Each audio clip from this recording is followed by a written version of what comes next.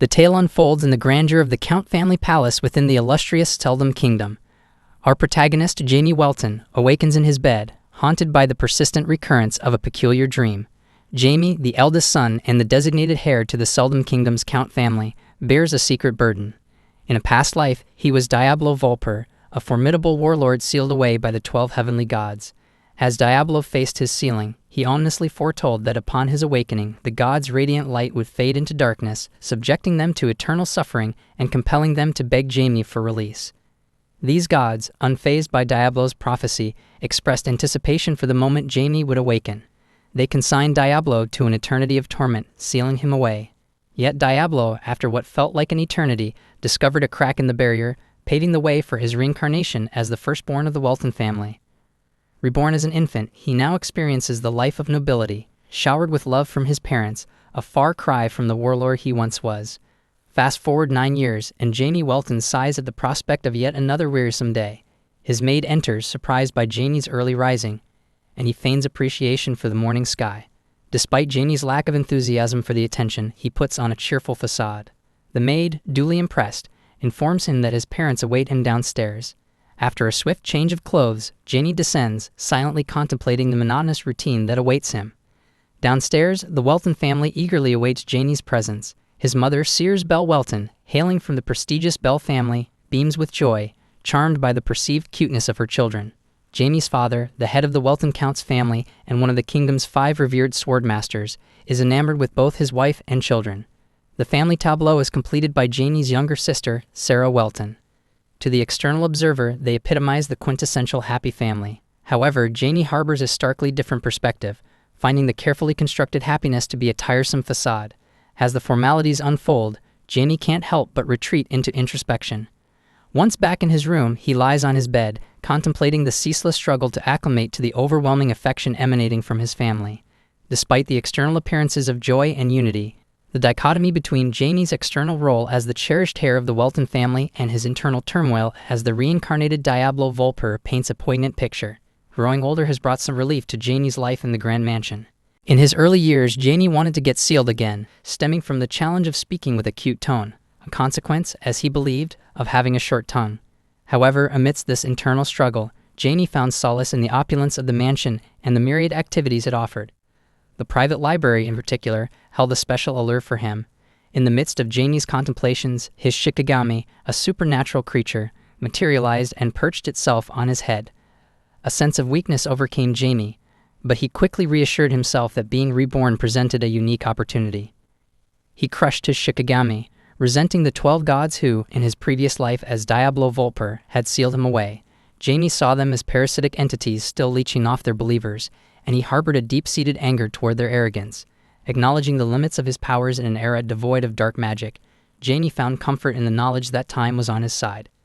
Despite the absence of his formidable past abilities, he vowed to grow stronger and ultimately overthrow the 12 gods who had once held dominion over him. In the midst of these intense thoughts, Jamie's routine was disrupted by the entrance of his maid. She reminded him with a warm smile that it was time for his daily children's book reading session with his mother. The abrupt transition from his dark musings to the cheerful task at hand required Jamie to switch to a cute demeanor, something he found internally irksome. Nevertheless, he put on a facade of affection and assured the maid that he would join them shortly. As Jamie made his way to join his mother and sister for the reading session, he couldn't help but reflect on the incongruity of his internal turmoil with the external image he projected. His mother and sister greeted him with surprise, taken aback by the cuteness Jamie exuded. Instantly, they enveloped him in warm embraces, expressing genuine delight at his adorable demeanor. Seated for the reading, Jamie wore a sparkling smile as he inquired about the chosen book. His mother, seemingly charmed by his cuteness, engaged him in a lively reading session. As the story unfolded, Jamie expressed genuine enjoyment and revealed his aspirations to become a great magician, drawing inspiration from the characters in the book. His mother, appearing impressed, assured Jamie of his potential success, citing his past achievements in defeating 3 magic teachers. Jamie, however, couldn't shake off a sense of skepticism, wondering if his mother's encouraging words concealed a form of mockery. Despite this uncertainty, his mother patted his head affectionately, adding that his father would arrange for the guidance of the greatest magician to further hone his skills. Encouraged by this revelation, Jamie couldn't help but express admiration for his father's abilities. His mother, seizing the moment, attempted to divert him from his usual routine, suggesting playtime instead of heading to the library. Unyielding, Jamie politely but firmly insisted on pursuing his interests in the library. As his mother sought to hug, Jamie, torn between his desire to break free and his mother's affection, relented and fell into her embrace. Yet as she implored him to forsake the library in favor of spending time with her, Jamie, with a mix of politeness and determination, he tells his mother to let him go. Entering the library, Jamie settled into a chair with a book in hand. As he closed the latest tome on mana breathing, disappointment washed over him. It didn't offer the help he sought. His contemplation was interrupted by a call for his meal, a routine that had grown tiresome, dining with his parents 3 times a day. Leaving the library and stepping into the hall, Jamie noticed an old man. Puzzled, he wondered about the stranger's identity. The old man greeted Jamie, surprising him with the tremendous amount of mana radiating from his body like a tempest. Jamie speculated that the old man was likely a 7th-class magician, intrigued by the question of how he arrived without a guide, perhaps teleportation. Considering the possibility of the old man being an intruder, Jamie hesitated. However, the man's relaxed demeanor didn't fit the profile of an intruder in a swordmaster's mansion. Seeking answers, Jamie questioned the old man about his identity and purpose. Unfazed, the old man, excited by the significant mana Jamie possessed, remarked on the son of a tiger being a tiger himself. In the old man's eyes, Jamie surpassed the average. Growing irritated by the old man's lack of a direct response and his attempt to gauge Jamie's potential, Jamie prepared to attack. Ready to unleash a spell, he observed the old man's laid-back attitude and felt the need to assert his strength. The old man, seemingly unfazed, only fueled Jamie's irritation. In response, Jamie began to ready a spell, signaling his intent to take action. The old man, impressed by Jamie's mana and intrigued by his demeanor, reciprocated by initiating the same spell. A tension hung in the air as both individuals prepared for a potential confrontation. Observing the old man mirroring his actions, Jamie's anger intensified. The audacity of the old man testing him, a figure who had once stood on the brink of defeating even gods in a past life, fueled Jamie's determination. Ready to unleash his spell upon the old man, Jamie's resolve showcased the immense power that lay within him. In the midst of an enchanted confrontation, Jamie directed the force of his magical prowess towards the elderly man, anticipation hanging thick in the air. The elderly gentleman, however, displayed a mastery that belied his age, effortlessly parrying Jamie's magical assault. The young magician, expecting his conjured energies to wreak havoc, was left dumbfounded by the old man's skillful defense. The result was far from what Jamie had envisioned. Despite the unexpected turn of events, the seasoned old man found delight in the spectacle of a 9-year-old like Jamie wielding such potent magic. Responding with a spell of his own, the elderly man directed it away from Jamie, who, recognizing that the magic was not aimed at him, stood motionless. The old man, taken aback by Jamie's lack of reaction, the magical skirmish reached an unexpected climax as Jamie's father, sensing the tension, entered the scene just in time to intercept the old man's mystical assault. Concern etched on his face, Jamie's father immediately inquired about his son's well-being. Jamie, seizing the moment, feigned weakness and burst into tears, adding an emotional layer to the already charged atmosphere. His father, angered by what seemed to be the old man's callous mistreatment of Jamie, scolded him for reducing his son to tears. Yet the elderly gentleman found amusement in Jamie's apparent shyness, seeing it as a unique reaction. As the magical energies dissipated, the room settled into an uneasy calm. They gathered around, finding solace in the ritual of sharing a cup of tea. Jamie's father, recognizing the need to diffuse the tension, revealed Jamie as the heir to the Welton family. He expressed his displeasure at the unexpected magical assault on his son, further fueling the tension between the two parties. The old man asked the Count that how much he knows about his son. The Count replies about what? Marquis Limmel acknowledged Jamie's innate genius. The Count, skeptical and still nursing his anger from the earlier assault, questioned the old man's credibility after such a display. Marquis Limmel, unfazed by the Count's suspicions, dismissed his concerns, suggesting that the Count knew little about his own son. The Count's anger persisted, but Marquis Limmel urged him to calm down, claiming to sense his aura and perhaps seeing beyond the surface of the situation.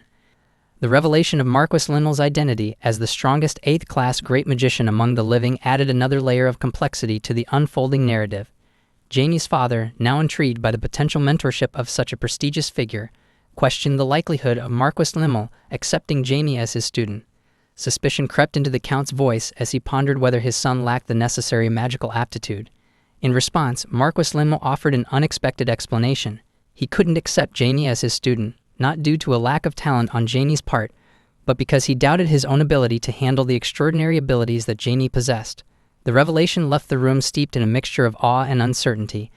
The Count stood there, his mind reeling from the unexpected revelation delivered by Marquis Limmel. The seasoned magician calmly informed the Count that his son, Jamie, possessed the extraordinary ability to comprehend and read all of the Marquis's intricate magical maneuvers. It was a revelation that struck the Count with disbelief, struggling to fathom that his young son could decipher the complexities of such advanced magic. Marquis Limmel, however, exuded a certain assurance as he continued, revealing that Jamie was impervious to the influence of his own magic. The Count was further astonished when the Marquis described how Jamie had not flinched in the face of his magical onslaught, displaying an unprecedented composure that defied his tender age. According to the Marquis, Jamie's innate magical prowess had already elevated him to the level of a third-class magician through his relentless self-teaching. Moreover, when accounting for Jamie's physical limitations, Marquis Limmel boldly declared that Jamie could be considered on par with, or even surpassing a fourth-class magician. The Count grappled with the weight of this revelation, recognizing that his son was no ordinary child, but possibly a prodigious force in the world of magic. Labeling Jamie as either a genius or a prodigy, Marquis Limmel conveyed a belief that such a remarkable child required no formal instruction. The Count, still trying to wrap his mind around this newfound understanding of his son's capabilities, was encouraged by the Marquis to continue supporting Jamie's growth. The Marquis went further, prophesying the potential birth of a legendary ninth-class magician, a notion that left the Count both astonished and elated. The idea that his son could achieve such a revered status filled him with a sense of pride and hope for Jamie's extraordinary future. Expressing remorse for his earlier magical assault on Jamie, Marquis Limmel shifted the conversation, forewarning the Count of an impending magical storm. The Marquis cryptically stated that this storm wouldn't merely impact the realm of magic, but would extend its reach to influence the entire world. With a swift and mesmerizing display of teleportation magic, Marquis Limmel vanished, leaving the Count to grapple with the weight of the impending magical upheaval and the remarkable destiny that seemed to await his son. The scene transitioned to Jamie's room, where the young magician, still reeling from the events that transpired, found himself fatigued. His mother, upon hearing about the altercation with Marquis Limmel, had kept Jamie confined for hours. Despite the confinement, Jamie felt a deep sense of satisfaction and awe at having witnessed actual magic. The Marquis's attack had left a lasting impression, but it was Jamie's father, Count Argina Welton, who garnered the majority of his admiration. Reflecting on the strength displayed by his father during the confrontation, Jamie was in awe of the man he thought he knew so well. He realized that his father's prowess extended far beyond his previous understanding. The revelation stirred a newfound certainty within Jamie. His father was not just a strong figure, but one worthy of admiration and respect. Suddenly, and almost as if summoned by Jamie's thoughts, Marquis Limmel appeared in the room. The older man, observing Jamie's demeanor, questioned the young magician about the cause of his laughter. Startled by the unexpected presence of Marquis Limmel, Jamie asked why the old man was in his room. Marquis Limmel, amused by Jamie's surprise, casually revealed that he had teleported himself in. Jamie, still grappling with the shock of not noticing the seasoned magician's arrival, acknowledged that the old man was no ordinary individual. Marquis Limmel, intrigued by Jamie's distinct behavior in the presence of family compared to strangers, laughed and commented on the young magician's amusing personality. As the conversation continued, the room became a nexus of magic and mystery, where the legendary Marquis Limmel and the prodigious Jamie shared a moment in time that held the promise of an extraordinary future. Jamie found Marquis Limmel peculiar, questioning why the old man scrutinized him so intensely, especially considering they had just met. To Jamie's surprise, the Marquis produced a magical tome and handed it over. Perplexed, Jamie asked the reason behind this unexpected gift. In response, Marquis Limmel explained that the magic he had used earlier was outdated, and thus he was bequeathing Jamie with the book. Jamie felt a surge of anger, interpreting the gesture as a slight to his magical abilities. However, Marquis Limmel clarified that the tome contained magic he had personally created. Jamie would be the first to explore its contents, a revelation that intrigued the young magician. As Marquis Limmel prepared to depart, he expressed high expectations for Jamie's potential, leaving the young magician to wonder about the changes the next encounter might bring. Jamie, embracing the challenge, assured the Marquis that the results would likely exceed his expectations. Excitement fueled Jamie as he delved into the magical tome, discovering mana-breathing techniques and methods of absorbing mana into one's heart. The prospect of new and unconventional magic piqued Jamie's interest. However, the intricacies of the techniques presented a daunting challenge. The need for precision, especially in absorbing mana through the skin, forced Jamie to reconsider his initial enthusiasm. Lying on his bed, Jamie contemplated the difficulty of manipulating mana materials to achieve the required precision. The task seemed insurmountable for most, but not for Diablo Volfer, as Janie referred to himself. With determination, he envisioned a method to absorb mana through his skin, acknowledging that he would have to feel each mana material to make it work. The uniqueness of Janie's approach lay in his refusal to accept the conventional limitations of old techniques. While others deemed it impossible, Jamie, as Diablo Volfer, saw it as a challenge to overcome. Excitement surged through him as he envisioned the possibilities unlocked by this new perspective. Sitting up, Janie resumed reading the magical tome, eager to explore its secrets. He decided to put his newfound insights into practice, summoning his Shikigami, Black, a one-eyed bat. Instructing Black to break down some mana, Janie witnessed as the Shikigami shattered the mana, producing particles that floated around him. The first hurdle was conquered, breaking the mana into a size suitable for absorption through Janie's skin. However, this method had limitations, requiring a fixed location and size. Undeterred, Janie relied on Black, his contracted familiar, to assist him in overcoming these constraints. Black is someone who made a soul contract with Janie. With the first challenge resolved, Janie faced the next, absorbing the mana. Fortunately, this posed no problem for him, as his body lacked the conventional limits. Janie could store mana in multiple places within his being, a testament to the boundless potential he believed lay within himself. In this pursuit of magical innovation, Jamie, as Diablo Volfer, forged ahead, fueled by an unyielding determination to defy the norms and push the boundaries of magical possibility. The magical tome became not just a source of knowledge, but a catalyst for Janie's journey into uncharted territories, where the old gave way to the new, and the impossible became a realm waiting to be conquered. Outside Janie's room, his father and the maid observe him. The Count is surprised to see Janie's mana swirling around him. He knew Marquis had given Janie some advice, but he didn't expect Janie's mana to transform so quickly. The Count thinks that maybe his son has a hidden talent. He instructs the maid to let Janie be for the day, as they never know when he might come out. The maid assures the Count that she will keep an eye on Janie. The Count is fascinated to discover that Janie is a magician rather than a sword user, speculating that it might be influenced by his wife's family. This surpasses the Count's expectations for Janie. He smiles, thinking Janie might be the 9th-class magician. The scene shifts to the next day in Janie's room, where he has successfully performed the mana manipulation described in Marquis's book. Initially challenging, Janie managed to move and break apart mana after a few attempts. However, Janie is disappointed as, for now, 4th-class mana is his limit. He considers it frustrating as he was close to reaching the 5th class.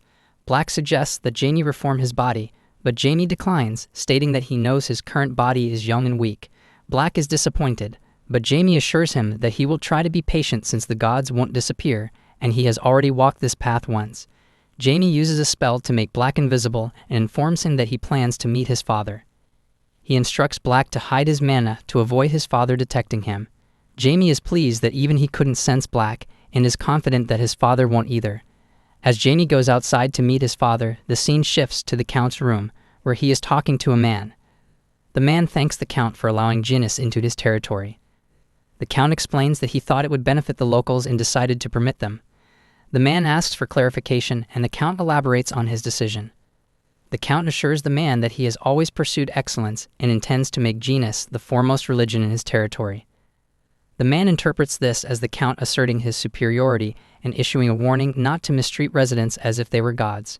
Although the man had heard rumors about the Count and knows not to underestimate him, the Count suggests they end the conversation due to the man's busy schedule. They bid farewell to each other. As the man departs, the Count's expression shifts from a smile to a serious demeanor.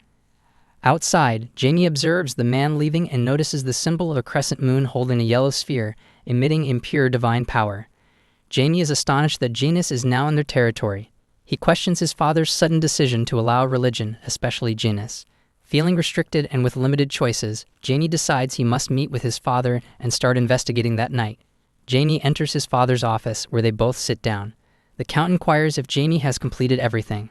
Janie confirms and expresses his fondness for magic. His father, deep in thought, reveals his concern that he had hoped Janie would grow up as a normal boy. However, Janie's extraordinary talent has made a normal life impossible. The Count reflects on the challenges of being recognized for talent and the subsequent scrutiny if growth is stunted. He questions if this is truly best for Janie. The Count assures Janie that he is free to quit magic if he wishes, but as long as Janie continues, his father will support him. Janie reassures his father, expressing his determination not to give up on magic. The Count is pleased but surprised by the level of mana Janie possesses for a 9-year-old. He senses mana throughout Janie's body, which astounds him, as mana is believed to be stored only in the heart. The Count asks if Janie mastered the magic tome given by Marquis Limmel the previous day.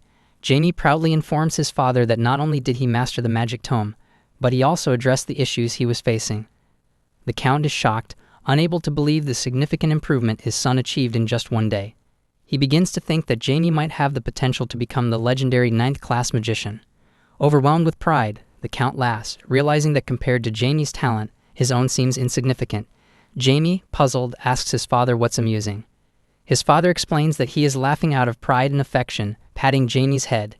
Internally, Janie wishes his father would stop the affectionate gestures. His father notices something on Janie's head and asks if it's a summon. Janie is surprised that his father can see black, as he was sure he had applied invisibility. The Count remarks that it looked too round for a bat, prompting Janie to wonder about his father's exceptional abilities. Jamie explains that he shaked it like a bat and hit it, thinking his father would be surprised. The Count hugs Janie, expressing immense pride and calling him a genius. Later, tired, Janie retreats to his room, reflecting on the abundance of love and affection in their household. At night, Janie dons a cloak and ventures outside. Calling Black, who conjures wings for Jamie, he prepares to uncover the reason behind Janus coming to his territory. Janie flies around the land with Black's wings. In an alley, two men, Philip with purple hair and Jance with brown hair, discuss their predicament. Philip, a mid-officer of a criminal organization named Level, believes they must engage in human trafficking to survive. Jance disagrees, expressing disbelief that higher-ups would sacrifice half the organization for personal gain. He warns Philip about the consequences, as Count Welton, who loves his children, would not tolerate such activities in his territory. Philip, confident in their luck, mentions that Han-Ni's men are willing to carry out the plan. Jance prefers running away over snitching, adhering to underground rules. They debate their options, acknowledging the challenges they face. Meanwhile, Janie overhears their conversation and steps forward, surprising both Philip and Jance. They inquire about Janie's identity. Hearing them, Janie laugh, draped in a cloak, a chilling mimicry of the Grim Reaper's foreboding presence. Jance and Philip charge toward Jamie with menacing intent, but to their bewilderment, Janie vanished into thin air right before their eyes. Puzzled, they frantically scan their surroundings, only for Jamie to reappear with a dark aura enveloping him, casting an intimidating presence that sent shivers down Jance and Philip's spines. With an air of mystique, Janie employed his magical abilities, probing the depths of their recent conversation. To their shock, Jance and Philip reluctantly divulged their involvement in a heinous crime, human trafficking, particularly of innocent young children. This revelation struck a nerve within Jamie, as it turned out to be the very crime that Janie's father despised the most. Standing amidst the unfolding darkness of the revelation, Janie couldn't fathom the audacity of these individuals. Thoughts raced through Janie's mind, questioning the motives behind such a sinister act and whether these individuals harbored a death wish. As Janie grappled with the realization of the depths of human depravity, a surge of annoyance mixed with anger coursed through him.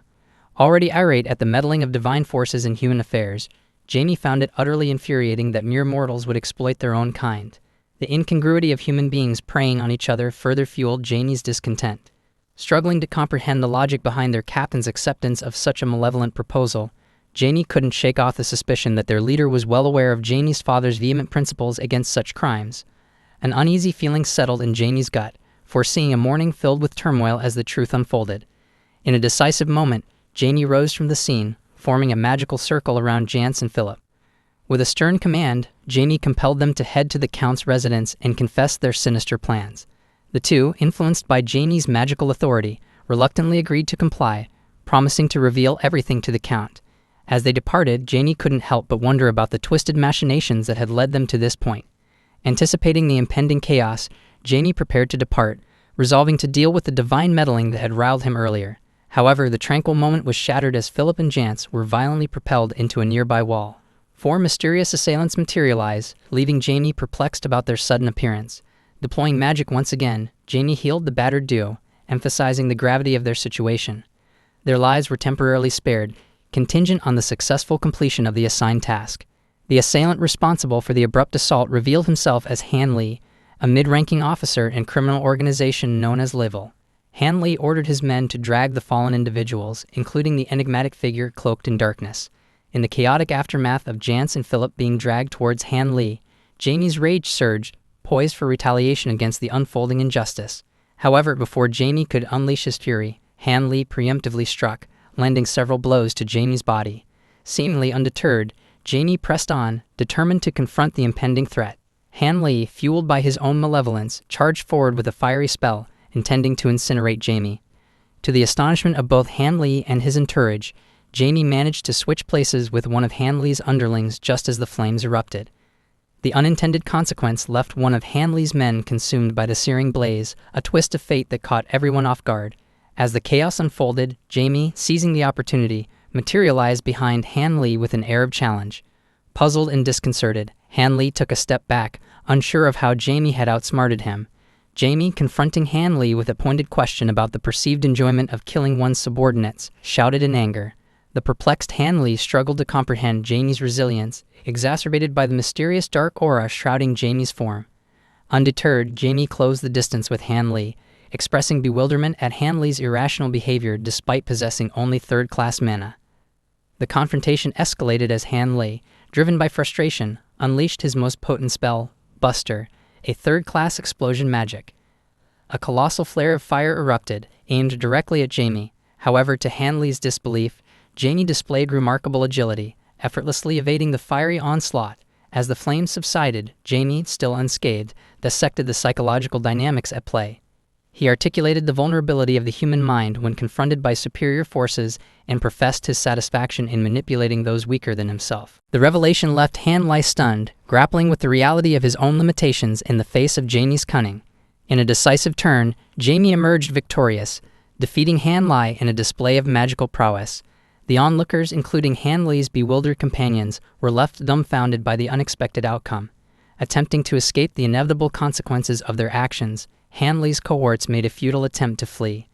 In a swift and masterful move, Jamie invoked his spell, Erasure, eliminating them in one fell swoop. Approaching the defeated Han Li, Jamie assumed control, asserting dominance over the once formidable adversary. In a role reversal, Jamie instructed Han Li, now subservient, to answer a series of questions. Han Li, acknowledging Jamie as his master, submitted to the newfound power dynamic. As Han reluctantly spilled the details about the trafficked children, Jamie couldn't shake the feeling of déjà vu. The information seemed all too familiar, echoing previous encounters with the dark underbelly of society. A twinge of disappointment crept over Jamie, a sense of wasted time settling in. Despite the distressing nature of the revelations, Jamie had hoped for something more, something that would justify the investment of time and energy in this pursuit. The predicament with Han lingered. Despite Jamie's measured approach, it became apparent that Han's soul had suffered irrevocable damage. In the arcane realm, where magic and morality intersected, Jamie faced a conundrum. Though Han's physical body remained intact, his impending demise was an inescapable reality. The typical recourse, turning Han into an undead, was rendered impractical due to the irreversible decay that would follow. Jamie, acknowledging the unsuitability of unleashing undead creatures in a tranquil environment, grappled with an alternate solution. Reluctantly, Jamie absorbed all of Han's mana, hoping to glean some advantage from the situation.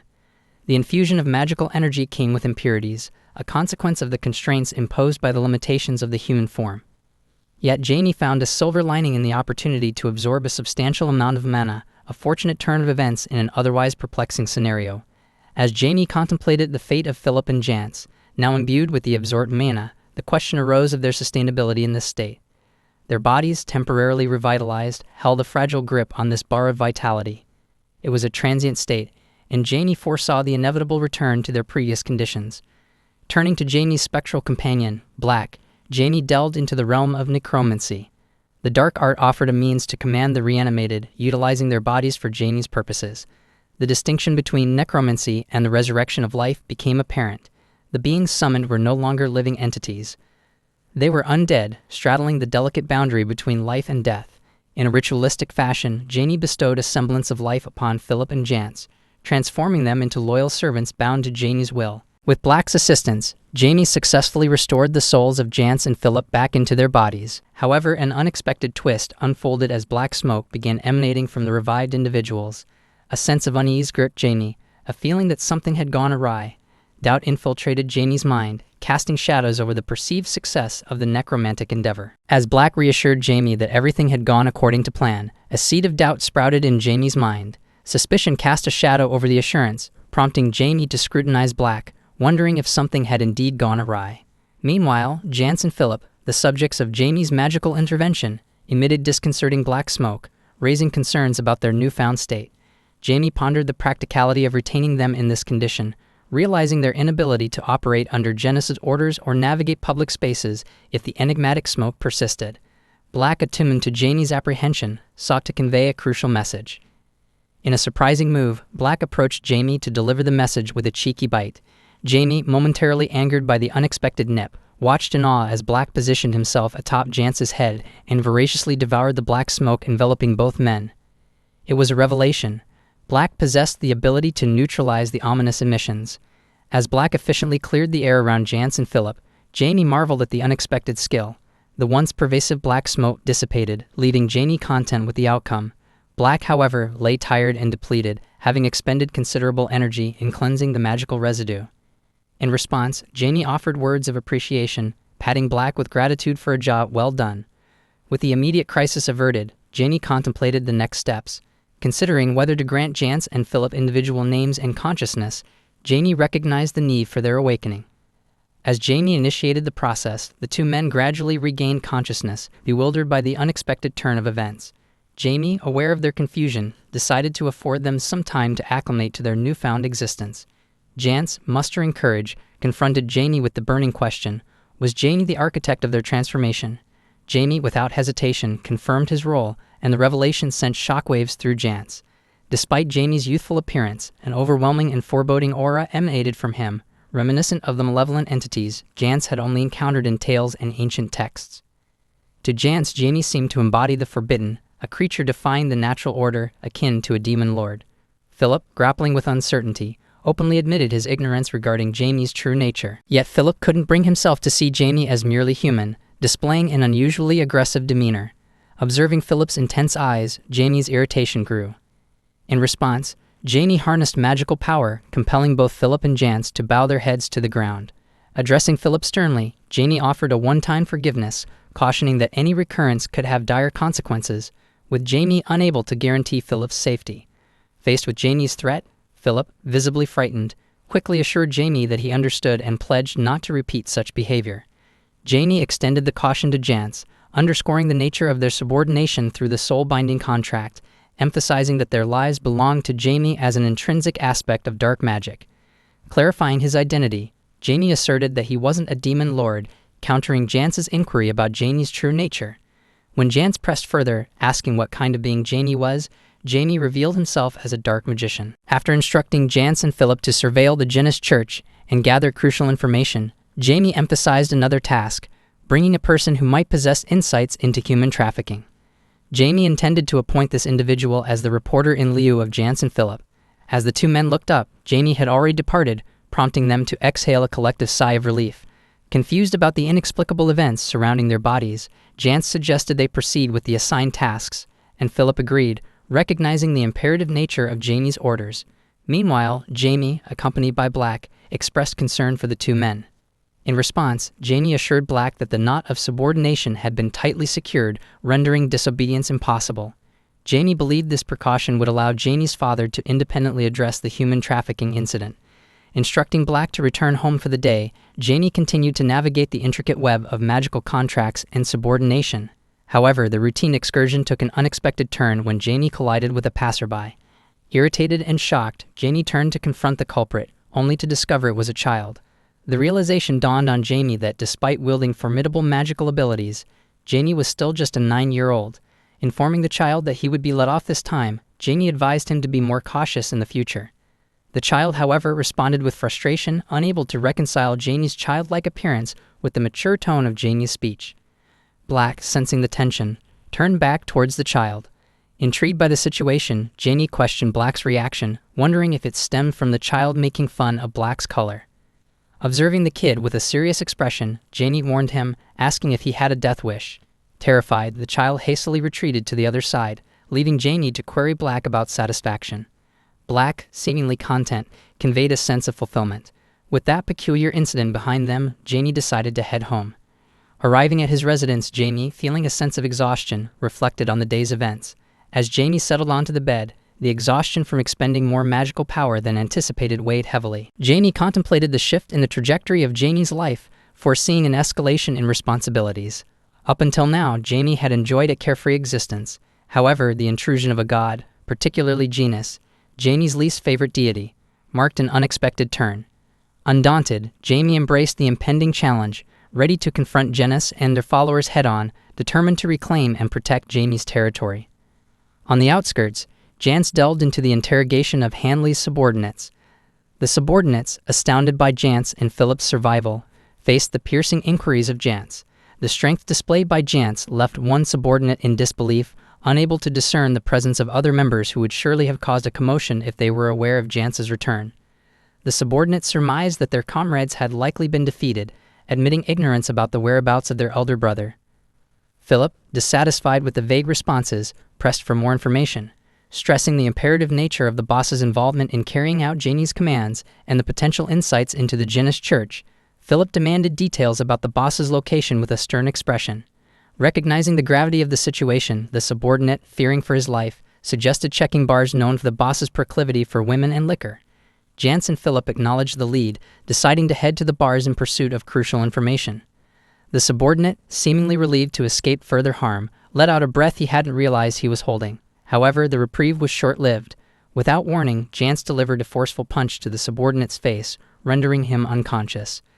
With the subdued individual in tow, Jance prepared to scour the bars for the elusive boss, exemplifying the uncompromising approach required in navigating the complex web of loyalty, fear, and survival. Simultaneously, in another part of the narrative tapestry, a child who had previously collided with Jaime approached the hideout, expecting perhaps a continuation of the casual encounter. To the child's shock, the scene inside revealed a stark contrast, lifeless bodies strewn across the hideout, a chilling tableau of the aftermath. The young individual fretted over facing repercussions for not meeting their quota the previous day. Anxiously anticipating potential confrontations with other group members, the kid decided to make a quick exit before misunderstandings could arise. With no one around to enforce consequences, they slipped away, avoiding any potential conflicts with fellow members. The following day, we returned to Jaime's room, where Jaime, despite waking up, still grappled with exhaustion from the events of the previous night. Realizing that facing the family was inevitable today, Jaime decided to dress up and head downstairs. Spotting Black, Jaime opted to temporarily cancel the summoning, mindful that Jaime's father could sense Black's presence. Descending to the dining table, Jaime greeted both father and mother, inquiring about their rest. Jaime's father wished a good morning, and Jaime sought information about the whereabouts of his mother. In a sudden, shadowy appearance, Jaime's mother emerged from behind, enveloping Jaime in a warm hug.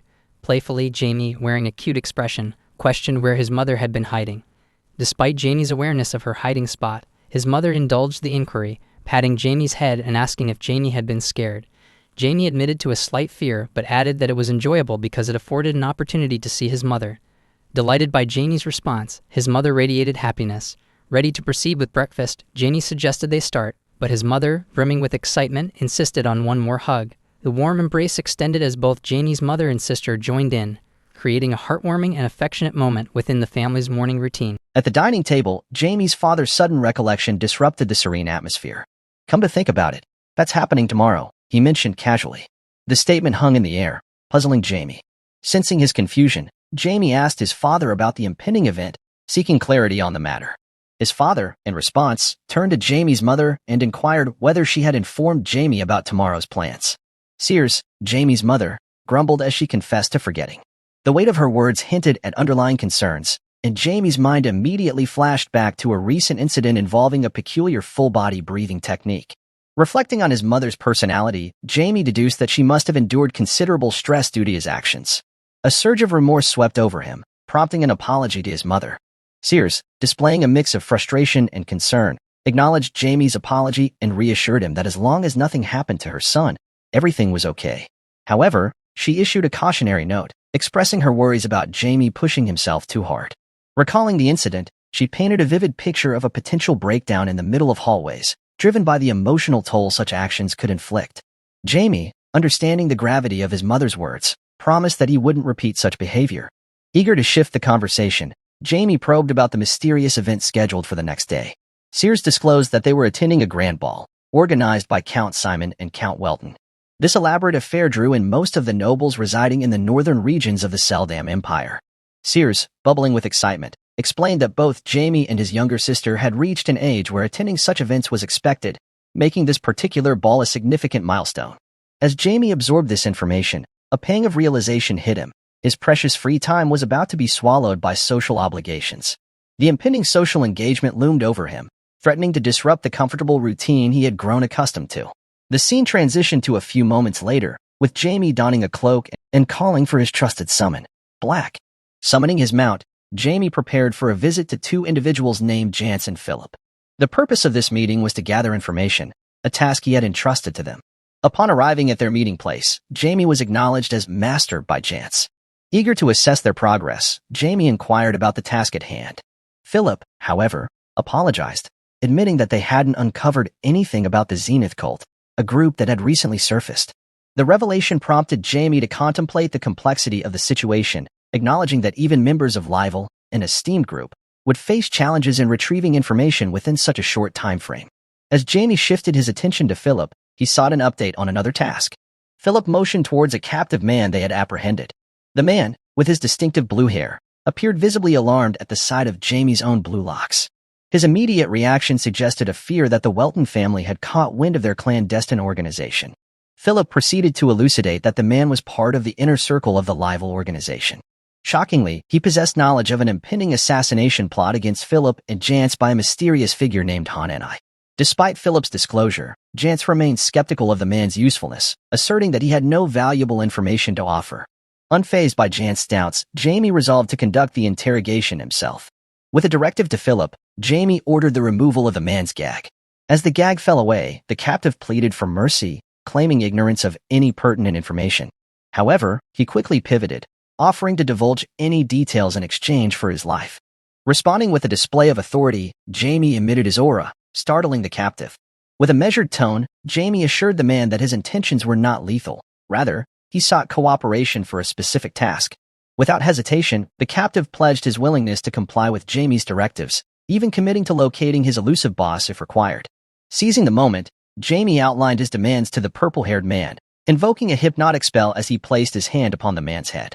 With a commanding voice, Jamie instructed the man to promptly report to the Count's office and disclose the organization's activities. As the purple-haired man departed to fulfill his newfound mandate, Philip and Jance observed with a mixture of pity and apprehension. Sensing their unease, Jamie reassured them that the organization would not pursue the man, as the Count would address the situation first. In light of the potential dangers looming, Jamie advised both Philip and Jance to depart the city and seek refuge elsewhere.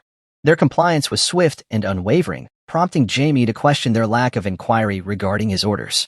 With humility and respect, Philip and Jance affirmed their unwavering loyalty to Jamie as their master. They pledged absolute obedience, devoid of questions or doubts. Philip then proceeded to share with Jamie his understanding of why their master had issued those particular orders. Hearing Philip's insight, Jamie acknowledged that Philip seemed to grasp the situation accurately. Jamie couldn't shake the notion that his father might be planning to eradicate the Livel organization entirely. In the grand scheme of things, the existence of individuals like Jance and Philip, who had been abandoned, might seem inconsequential. Feeling the weight of impending events, Jamie informed both Philip and Jance that he would be absent for a few days. He urged them to maintain a low profile until his return. Without hesitation, they agreed to abide by Jamie's directive. However, as Jamie turned to leave, Philip called out to him. Intrigued, Jamie paused to hear what Philip had to say. Philip expressed a deeper existential concern, questioning his own identity. He had come to terms with the fact that he was essentially a walking corpse, a reality he couldn't reverse, nor did he wish to revert to his former state. Despite this acceptance, Philip remained curious about the nature of his current existence. Jamie listened attentively, curious about Philip's inquiry. Philip elaborated on how his strength had increased significantly since his transformation, prompting him to wonder if he had become a high-ranking undead. Jamie couldn't help but chuckle at the question. Philip, puzzled by Jamie's reaction, questioned whether his inquiry was foolish. Jamie reassured him, explaining that his laughter stemmed from the novelty of the question rather than its stupidity. He remarked on the rarity of individuals adapting so seamlessly to their new state, citing Jance and Philip as prime examples. Expressing gratitude for Jamie's perspective, Philip's demeanor shifted. Jamie marveled at their acceptance of their condition, a departure from the usual narrative of despair and denial that often accompanied such transformations. In Jamie's eyes, they were rare gems in a sea of adversity.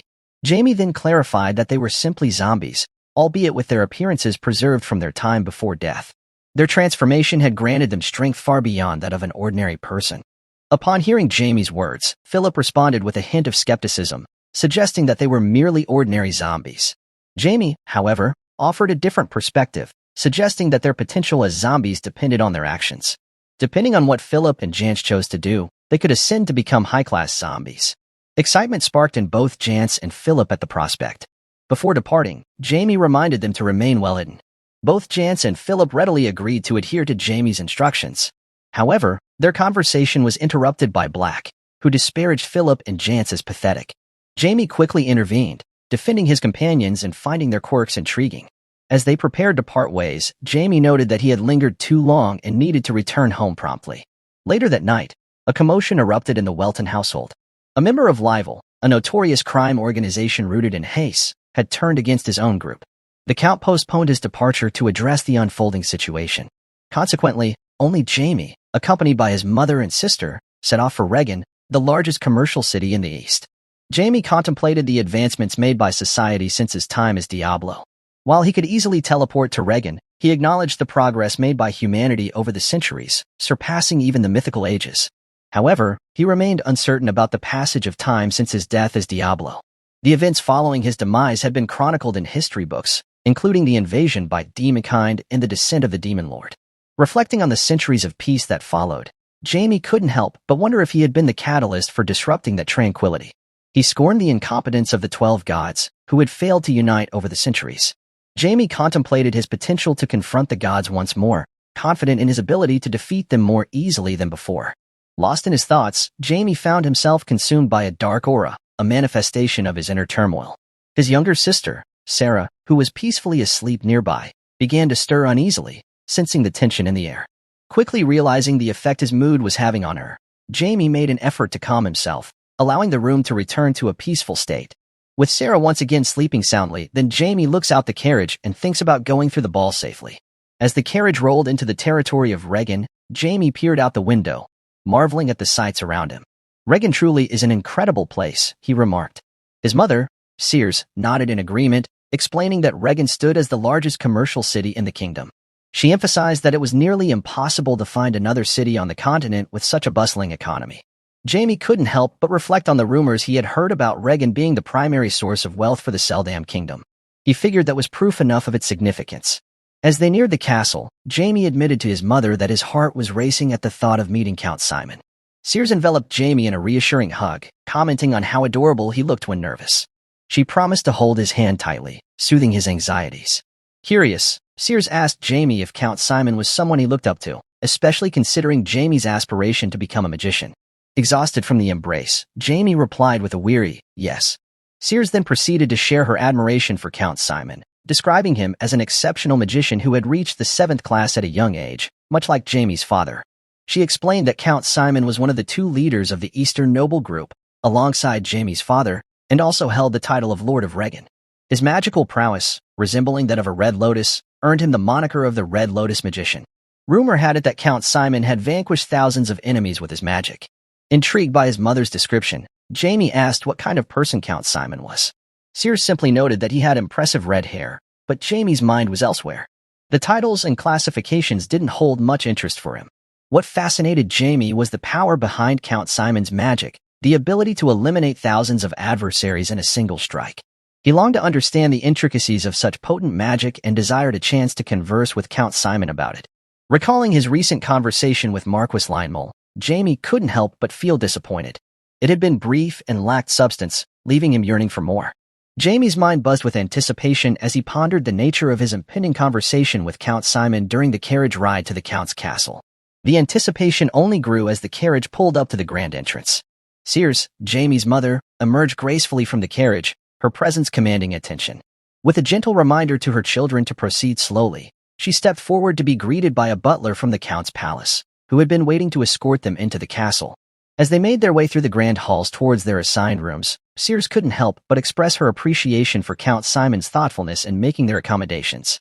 The butler, with a polite nod, guided Jamie to his room, where everything had been meticulously prepared for his comfort. It was a small gesture, but one that spoke volumes about Count Simon's hospitality. Meanwhile, the buzz of excitement filled the air as Jamie's mother emerged from her room, resplendent in her attire for the evening's festivities. The maids, bustling about, couldn't help but pause to admire her beauty, showering her with compliments that only served to heighten her radiance. Jamie, catching sight of his mother, couldn't help but add his own words of admiration, earning a delighted smile from Sears. As Sears moved to embrace Jamie, the maids intervened, cautioning Sears against hugging her son for fear of smudging her makeup. Undeterred, Sears expressed her desire to share a single embrace with her son.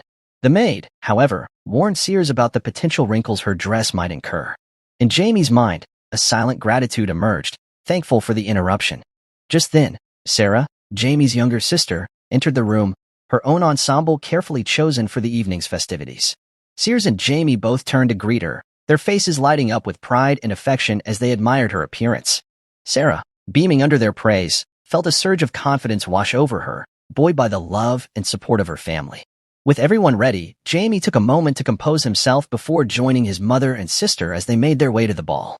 As they entered the opulent banquet hall of Count Simon's castle, Jamie's eyes widened in awe at the sight before him. The grandeur of the surroundings was breathtaking, a testament to Count Simon's refined taste and wealth. Curious about Count Simon's preferences, Jamie turned to his mother, seeking her insights. Sears, with a knowing smile, teased Jamie, promising that he would be in for a surprise once he experienced the Count's unique sense of style firsthand. Jamie couldn't help but feel a flutter of excitement at the prospect, eager to discover what awaited him in the halls of one of the kingdom's most esteemed nobles. As Sears made her entrance into the hall, she was greeted with admiration and respect from the other noble ladies in attendance. They gathered around her, their voices filled with praise for her impeccable taste and elegance. Jamie, observing the scene unfold, couldn't help but notice the subtle dynamics at play as the other ladies vied for Sears' attention and approval. Reflecting on the interactions before him, Jamie couldn't help but draw parallels to similar scenes he had witnessed in the past. Foolish individuals always strive to impress those in power, Jamie observed silently, relieved that his mother, Sears, was skilled at handling such situations with grace and tact. As the bustling activity in the ballroom reached a crescendo, Jamie found himself pondering the dynamics of power and influence, a topic that often occupied his thoughts during such social gatherings. His musings were momentarily interrupted by the arrival of a butler who introduced himself as Rywal Banner, responsible for the administration of the Regenland. Rywal's announcement regarding the imminent commencement of the ball and the impending arrival of Count Simon and his family added to the air of anticipation that permeated the room. As Count Simon made his grand entrance, Jamie couldn't help but feel a wave of pressure emanating from the esteemed noble. The Count's commanding presence and aura of authority left an indelible impression on Jamie, who found himself captivated by the subtle nuances of power dynamics at play. Stepping forward with effortless grace, Count Simon extended warm greetings to the assembled guests, his words carrying the weight of his esteemed status. Observing Count Simon, Jamie couldn't help but assess him, placing him on par with Marquez Lionel, perhaps even slightly superior. The Red Lotus magician surpassed Jamie's initial expectations, adding an element of intrigue to the encounter. Jamie found Count Simon's demeanor and abilities genuinely captivating. Approaching Sears, Count Simon exchanged pleasantries, complimenting her appearance and expressing genuine concern for their well-being. Sears, in turn, reciprocated the Count's kindness, assuring him of their good health and eagerly anticipating Count Welton's arrival later in the evening, despite the complications in their lands.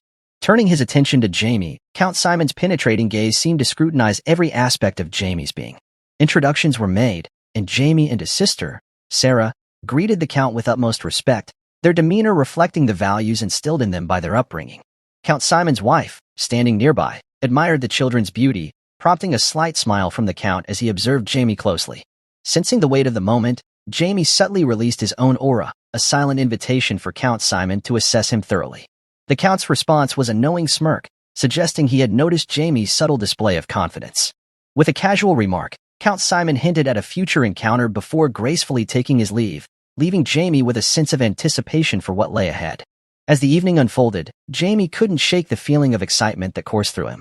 Count Simon had exceeded his expectations in every way, and Jamie found himself eagerly anticipating the opportunity for further interaction and conversation with the esteemed noble. Recognizing the potential for enlightenment and growth in their exchange, we catch a glimpse of Count Simon's youngest son, Alf, as the Simon family settles at their table. Alf's curious gaze falls upon Jamie, sparking an inquiry directed at his father about the eldest son of Count Welton. Count Simon, bemused, questions Alf's interest in someone as young as Jamie. In response, Alf asserts that despite Jamie's tender age, he possesses the potential to lead the Welton family in the future.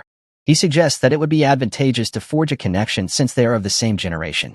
Observing his son's behavior, Count Simon discerns Alf's attempts to assert himself as a leader among the noble children, subtly vying for his father's acknowledgement. Though Count Simon views Alf's actions as futile, he acknowledges Alf's intelligence and matches his rhythm to some extent. Alf, undeterred, presses his father for more information about Jamie. His mother interjects, urging Alf to foster good relations with the Welton family, given the long-standing alliance between the two families. Alf assures his mother, eliciting a smile of approval. However, behind his facade of compliance, Alf's thoughts betray a different agenda. He harbors no intention of befriending Jamie, viewing him merely as a stepping stone to securing his father's approval. Alf schemes to ensure Jamie remains beneath him, thus enhancing his own standing in his father's eyes. His older brother catches sight of Alf's calculating expression and offers an approving smile, recognizing Alf's ambitions. Meanwhile, at Jamie's table, Sears inquires about his social interactions. Jamie assures his mother that he has indeed made acquaintances. As Sears departs, Jamie reflects on his solitary nature, prioritizing productive use of his time over frivolous socializing. Stepping outside the palace, Jamie is struck by the opulence of Count Simon's expansive backyard. He marvels at Count Simon's multifaceted talents, not just in magic but also in business acumen. Eagerly anticipating their conversation, Jamie looks forward to learning more from the esteemed nobleman. Abruptly, a voice breaks the silence, calling out to Jamie, prompting a swift reaction as he draws his magical sword. To his surprise, the source of the voice is a girl, whose sudden appearance startles him. Bewildered by Jamie's quick response, the girl queries how he managed such a feat on impulse. Jamie, taken aback by her unexpected presence, retorts, questioning her motive for approaching him without prior warning. Frustrated, the girl admonishes Jamie for his perceived discourtesy, especially towards a lady. Intrigued by the girl's sudden appearance and curious about her identity, Jamie probes further. The girl, with a mischievous glint in her eye, playfully debates whether she should reveal her name, given Jamie's earlier shock. Jamie finds her evasiveness somewhat unsettling, compounded by her enigmatic demeanor and speech. In a bid to assert his authority, Jamie conjures a magic air bullet, illustrating its potency to the startled girl. He cautions her about the potential danger posed by the spell, particularly to someone as seemingly vulnerable as her. Taken aback by Jamie's display of power, the girl hesitates, unsure of whether Jamie's threats are genuine. However, as Jamie begins to count down, the girl hurriedly interjects, pleading for more time to gather her thoughts and respond to his inquiries. Relenting somewhat, Jamie demands that she disclose her name before he unleashes another air bullet. Reluctantly, the girl reveals her identity as Ash Valle, the eldest daughter of the Viscount family of Valle and a spiritualist. In the realm of magic, a spiritualist denotes a mage who has forged a pact with enigmatic spirits, born from the depths of nature. These spirits are rare within the continent, their existence considered a remarkable talent in its own right. Those who can summon and commune with these spirits may even be granted the prestigious title of a baron, acknowledging their exceptional connection to the ethereal realms. Jamie is visibly surprised by this revelation, struggling to reconcile the youthful appearance of the girl before him with the esteemed title of a spiritualist. The idea that someone so young could wield such potent magical abilities leaves Jamie astonished. Jamie contemplates Ash's revelation about her ability to move silently with the assistance of the wind spirit. It triggers memories of his own prime, where even seasoned spiritualists would have struggled to conceal their presence from him. The fact that Ash, seemingly of a similar age to Jamie, possesses such advanced stealth capabilities surprises him. He marvels at her innate talent, recognizing her as a prodigy who must have been born with a remarkable connection to nature. Upon introducing herself, Ash prompts Jamie to reciprocate by revealing his own identity. She questions his utilization of dangerous magic, catching Jamie off guard. He senses her attempt to interrogate him now that she has disclosed her own identity, noting her competitive streak. Jamie complies with her request, introducing himself as Jamie Welton, the designated heir of the Welton family. He acknowledges Ash's heritage as a member of the Vade family, expressing genuine pleasure at their meeting.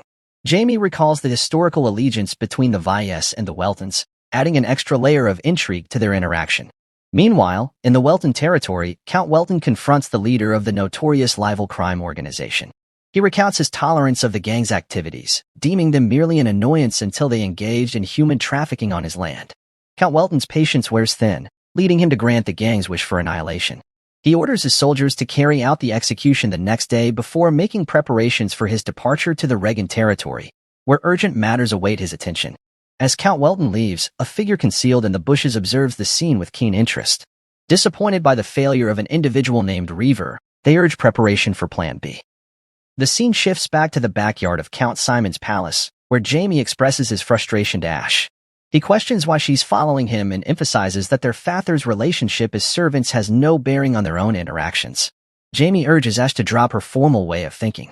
As Jamie attempts to leave, Ash grabs his hand, halting his departure. Annoyed, Jamie demands to know why Ash is bothering him so much. Ash reveals that it's her first time meeting someone of a similar age and expresses a desire to befriend Jamie. Jamie is taken aback by this revelation, never having considered it as a reason. He wonders why Ash would need a friend, thinking it would make more sense for her to desire a servant instead. Although Jamie acknowledges the importance of friendships for children, he declares it's not his concern and tells Ash to find someone else. As Jamie walks away, leaving Ash in tears, he reflects on how friendships and close relationships can cloud one's judgment. He regrets not dismissing such emotions from the start, believing it would have spared him unpleasant experiences from his past life. Frustrated, Jamie is reminded of something unpleasant by Ash's actions. Suddenly, someone calls Jamie's name from behind, and Jamie turns to see Alf Simon, along with his friends. Noticing the red-haired boy, Jamie deduces he must be Count Simon's son. When Jamie questions Alf about why he called him, one of Alf's friends chastises Jamie for disrespecting their friend.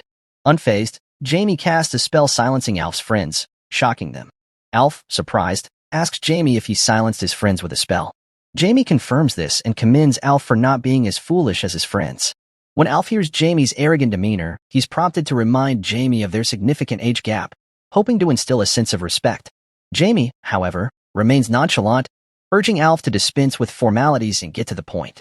Alf, feeling misunderstood, clarifies that he simply seeks a cordial conversation and didn't intend any hostility. Yet Jamie's impatience grows, dismissing Alf's words as mere chatter and insisting on his departure. Alf, taken aback by Jamie's rejection, questions if Jamie truly comprehends his stature. Jamie, surprisingly aware of Alf's lineage as the son of Count Simon, acknowledges it without hesitation. This revelation momentarily shifts the dynamics, offering Alf a glimmer of hope for a more favorable exchange. Seeking to justify his friend's behavior, Alf explains it was prompted by Jamie's informal approach. He suggests that building a rapport early on could prove beneficial, hinting at potential collaboration in their future roles as influential figures in the eastern region's nobility. However, Jamie sees through Alf's veiled intentions, recognizing the underlying desire for subordination. Frustrated by Jamie's refusal to entertain the notion, Alf's patience wears thin, prompting him to assert his dominance with the summoning of his artifact. In doing so, Alf attempts to emphasize that Jamie has little choice but to acknowledge him as a superior figure. Upon hearing Alf's admission, Jamie smirks, accusing Alf of harboring intentions of using brute force all along. Alf, unapologetic, admits to altering his plans slightly due to Jamie's use of magic, but asserts his commitment to his usual methods. Jamie, disgusted by Alf's apparent duplicity at such a young age, questions whether the adults will allow Alf to act with impunity, foreseeing trouble ahead for Alf if anything goes wrong. Dismissing Jamie's concerns, Alf reassures him, citing the protective capabilities of his artifact, which cloaks their actions from prying eyes. Activating the artifact, Alf creates a barrier around them. Observing the phenomenon, Jamie remarks that it appears to be an illusionary artifact. In response, Alf questions whether Jamie possesses magical abilities, given Jamie's familiarity with the artifact. Alf then proceeds to dispel the enchantment that rendered his companions mute. Witnessing this, Jamie expresses fascination and promptly casts a spell of his own, inflicting pain. Jamie warns Alf not to deactivate the artifact, cautioning that doing so will subject everyone to excruciating suffering. Subsequently, Alf and his companions collapse to the ground, writhing in agony as their heads feel on the verge of exploding. However, just as the agony reaches its peak, the barrier unexpectedly deactivates. Alf couldn't fathom how such an occurrence could transpire. Jamie, born into a lineage of esteemed knights, had inexplicably mastered the art of magic. Alf pondered the origins of Jamie's remarkable skills, considering Jamie hailed from the renowned Welton family, renowned for their expertise in swordsmanship. As Alf mulled over Jamie's apparent talent, a sense of inadequacy gnawed at him. Departing with a resolute air, Alf vowed not to forgive Jamie. His expression stern, Alf harbored an intense determination. He refused to tolerate Jamie's talent, resolving to eradicate it entirely. With a grim determination, Alf vowed to crush Jamie's magical abilities, so that Jamie won't be able to use magic ever again. Amongst Alf's circle of friends, they often inquired about his well-being. When frustration bubbled within Alf, he urged them to cease their idle chatter and instead follow him. In the midst of this exchange, Renan, Alf's younger brother, made an unexpected appearance. Alf, surprised by Renan's sudden arrival, questioned his presence. Renan's response was heartfelt. He couldn't simply stand by when his elder brother was in distress. With a solemn gesture, Renan presented Alf with an artifact, much to Alf's astonishment. Curious about its origins and potential danger, Alf queried Renan, who dismissed such concerns, emphasizing the urgency of their current mission. Alf concurred, realizing that the source of the artifact mattered little compared to their shared objective, confronting Jamie Welton. The scene transitions to Count Simon's grand palace, where a carriage arrives, heralding the presence of esteemed guests. Count Simon himself greets Count Welton with warmth, prompting Count Welton to express disbelief at Simon's personal reception. As they retire to a private chamber, Count Welton inquires about the success of the recent party, to which Count Simon responds with customary assurance. Count Simon proceeded to share with Count Welton the news of his recent encounter with Count Welton's son. Intrigued, Count Welton wasted no time in probing Count Simon's impressions of Jamie. Count Simon's response was nothing short of astonishment. He found Jamie to be truly remarkable. In fact, he went as far as to declare Jamie as not only surprising but possibly the most talented individual he had ever encountered. Count Welton, seeking further insight, questioned whether Jamie exhibited significant talent in Count Simon's eyes. Count Simon's response was emphatic. He believed Jamie to be unparalleled, perhaps the greatest prodigy in history. Count Welton revealed that Marquis Renmal had expressed similar sentiments upon meeting Jamie, much to Count Simon's surprise. As their conversation unfolded, Count Welton disclosed his awareness of Jamie's exceptional abilities from a young age, though he had not anticipated the extent of it. Thus, he had approached Marquis Renmal, believing that someone with Jamie's innate magical talent should be guided to become a mage, for the betterment of themselves and the world. Count Simon agreed, acknowledging the remarkable fortune Jamie possessed in having Marquis Renmal as his mentor. Count Welton somberly informed Count Simon that Marquis Renmal had declined his request. Count Simon, understanding Marquis Renmal's decision, expressed his belief in Jamie's unrivaled brilliance. He envisioned Jamie challenging himself to become a legendary 9th-class mage, a feat that would undoubtedly elevate him to the status of a true legend. Count Simon confessed to Count Welton his envy of Jamie's innate talent, yet also his profound curiosity about the limits of Jamie's power as the supreme wizard. Count Welton was taken aback by this revelation. Reflecting on humanity's place in the world, Count Simon lamented its relative weakness compared to beings like dragons and high elves. He acknowledged the crucial role of sword masters like Count Welton in maintaining human civilization. However, he posited that the emergence of a 9th-class mage could shift the balance of power, even challenging the supremacy of dragons and magic. Count Simon fervently expressed his desire for humanity to ascend as the masters of the world, a sentiment he held with unwavering conviction. Count Welton rebuked Count Simon's assertion as arrogance, to which Count Simon responded with a calm acknowledgement. He suggested that Count Welton, too, was privy to the forgotten history, a narrative shrouded in secrecy across the continent. Count Welton found himself at a loss for words. The forgotten history, an enigma known only to a select few, dated back some 10,000 years, erased by a mysterious incident. This disappearance remained a testament to the withholding of knowledge by extraterrestrial transcendence, leaving humanity vulnerable.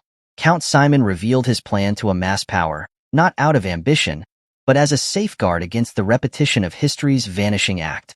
He aimed to prevent the unknown forces from dictating human destiny once more.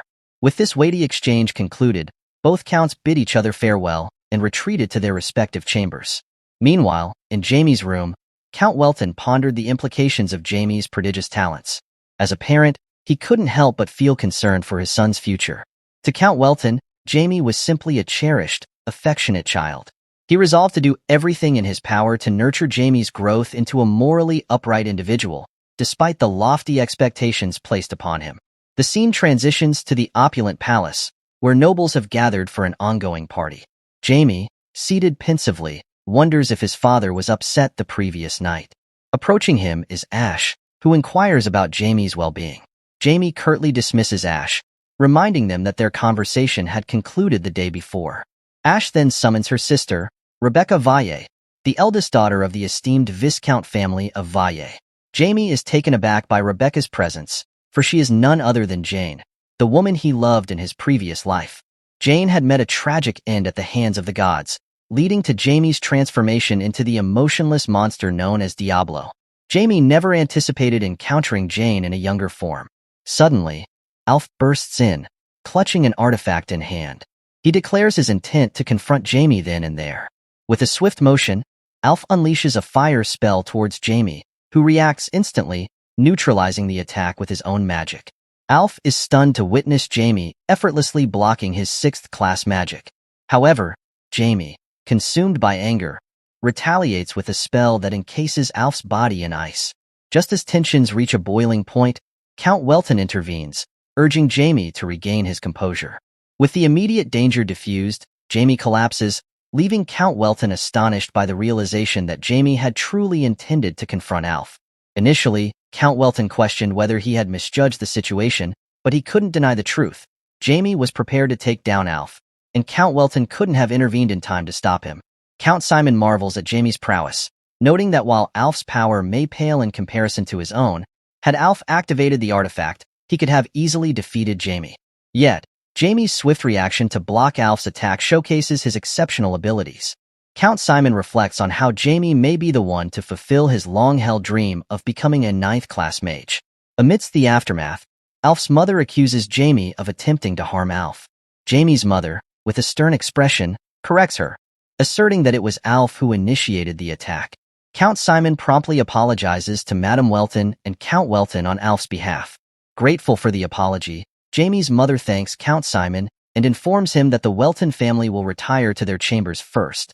Count Simon acknowledged Count Welton's understanding of the situation before extending an apology to all present at the party. With a firm tone, he declared the festivities concluded and instructed everyone to return to their rooms. As the guests dispersed, Alf's mother confronted Count Simon, questioning his actions toward their son. Count Simon's response was stern. He dismissed her protests as nonsense, leaving Alf's mother in disbelief. Later that night, in a more private setting, Count Simon confronted Alf about his behavior. With a grave expression, Count Simon pressed Alf to explain himself, emphasizing the negative impact Alf's actions had on Count Simon's reputation, as well as that of the Eastern nobles and the entire kingdom. Alf, feeling intimidated, confessed that Jamie had provoked him. Count Simon then inquired about the artifact Alf had used, prompting Alf to reveal that Renan had given it to him. In response, Count Simon summoned Renan, setting the stage for further revelations. Renan entered Count Simon's office, noting his brother's presence with a tinge of frustration. He couldn't fathom that Alf, his elder brother, had failed in his attempt to confront Jamie Welton. Renan concealed his disappointment, opting to maintain an air of innocence for the moment. With a smile, he inquired about the reason for his father's summons. Count Simon wasted no time in questioning Renan about whether he had given Alf the Phoenix race. Renan admitted to it, citing Jamie's mistreatment of Alf as his motivation. However, Count Simon saw through Renan's facade, accusing him of manipulating Alf for his own ends. Shocked by his father's accusation, Renan protested, but Count Simon remained resolute. In a candid moment, Count Simon informed both Renan and Alf that he had no interest in them. Despite being his sons, they lacked the talent he had hoped for. This revelation left Renan and Alf to ponder their father's disappointment. However, Count Simon remained astute to Renan and Alf's intentions, despite their attempts at deception. With a decisive tone, he addressed them both, challenging them to prove themselves worthy of his attention through genuine merit rather than futile schemes. As Count Simon took his leave, he instructed Renan and Alf to apologize to Jamie Welton at the break of dawn, urging them to seek Jamie's forgiveness until it was granted. Alf, frustrated by the prospect of facing Jamie again, turned to Renan, questioning whether he would also apologize. Renan remained silent, inwardly grappling with his father's expectations. Determined to prove himself, Renan resolved to meet his father's challenge. Meanwhile, in Jamie's room, his mother watched over him as he slept. She couldn't shake the realization of the genuine killing intent directed at Alf, a mere 9-year-old. Puzzled by the circumstances that led to Alf possessing such a dangerous artifact, Jamie's mother pondered the events of the evening. Count Welton entered the room and gently inquired about his wife's well-being, expressing his readiness to fulfill her wishes.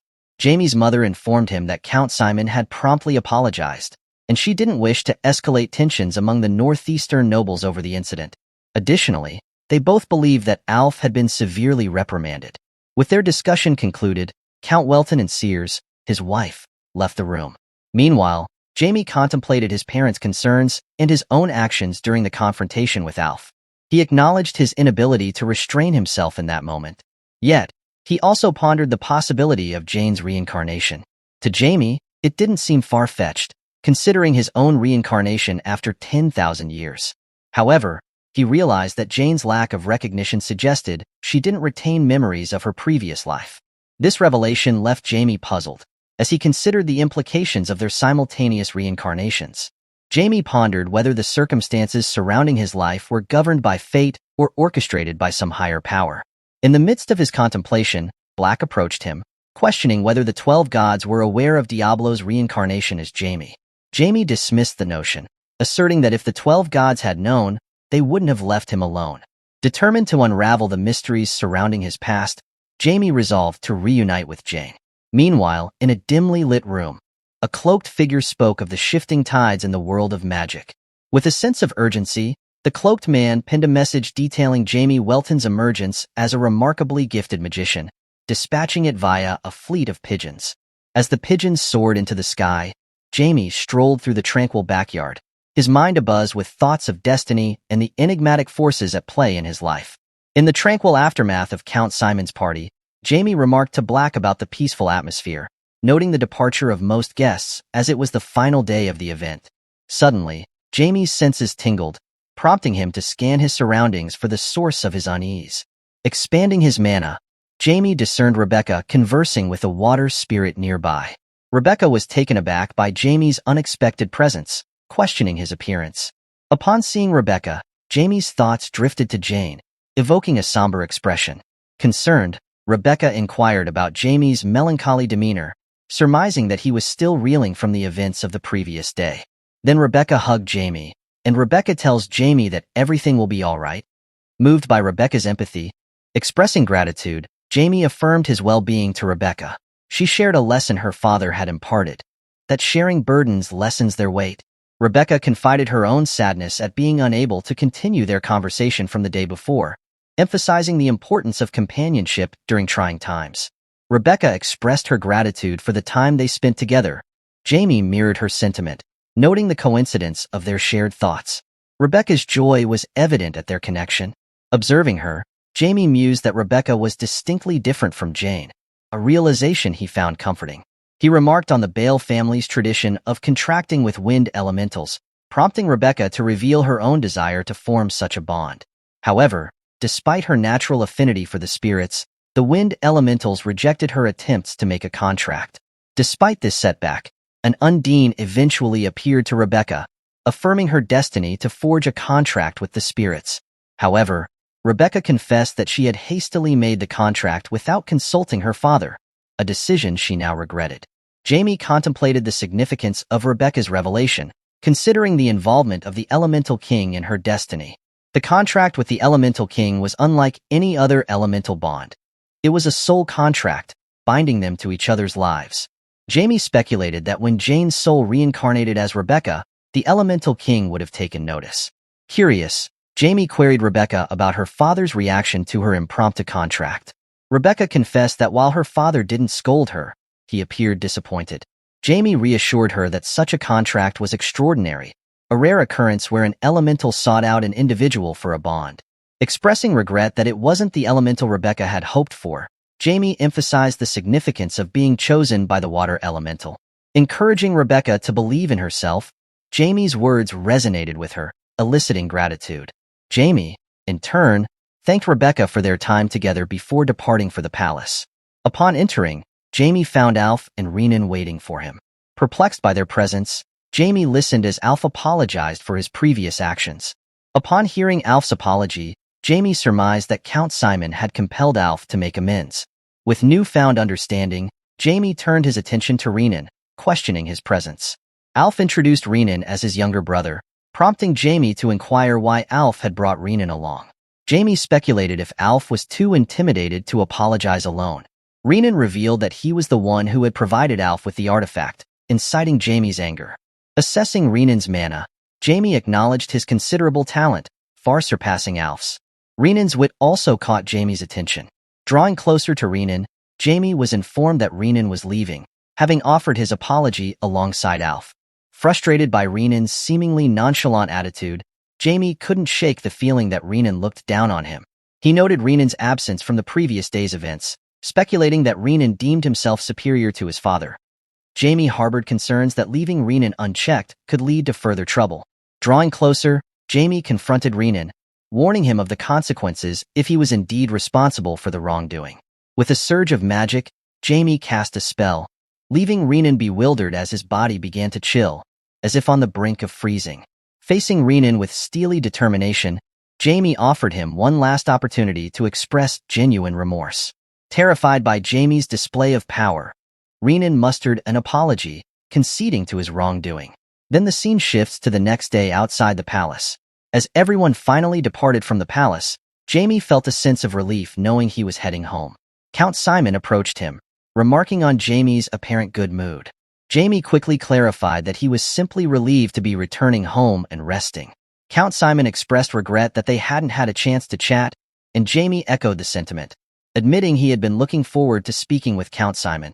Count Simon inquired if Jamie wished to stay longer, but Jamie declined, citing his overwhelming exhaustion and the pressing need for rest. Count Simon acknowledged Jamie's fatigue and hinted at the growing attention Jamie was attracting in the magical world. Jamie acknowledged this awareness, prompting Count Simon to remark on Jamie's self-awareness. Jamie affirmed that he did indeed understand his own significance in the magical community. Jamie informed Count Simon that he had administered punishment to Renan.